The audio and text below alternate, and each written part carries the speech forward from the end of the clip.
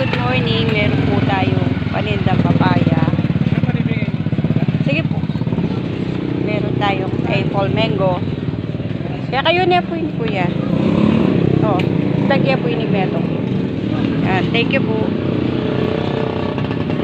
Oh, meron pa tayong tanglad din na ubos kahapon. Ito yung apple mango natin. Tanglad. Meron tayong langka. Ayan pa, may slice. Ito yung papaya.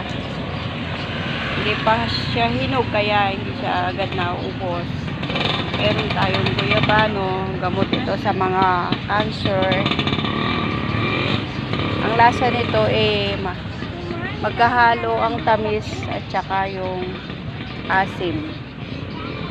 Kaya nga, for today's video na lang ako ngayon.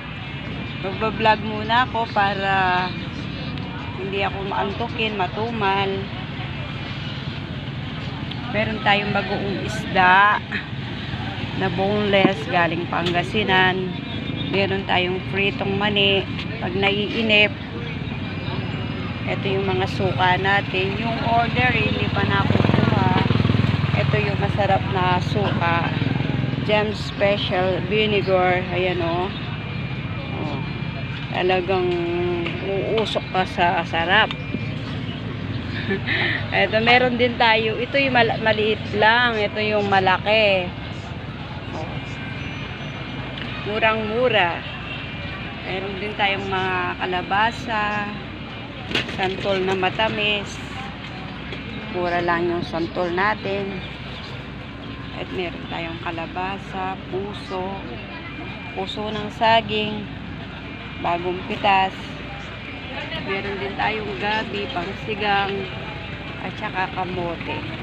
Ito yung kamote na kahit maliit lang to, masarap naman siya, matamis na panlaga. Yan po, oh. At meron tayong binalatan na laing. Oh. Meron siyang laman. Yan, pagka binili mo, may laman na siya. Oh. Yan o. Eto. Meron na siyang laman. Kompleto na. Meron tayong mga seasoning, magic sarap, Ajinomoto. Ito po yung tinda natin. Medyo matumal ngayon. Walang kuryente dito. Ayan po o. Guyabano. PM nyo na po kung may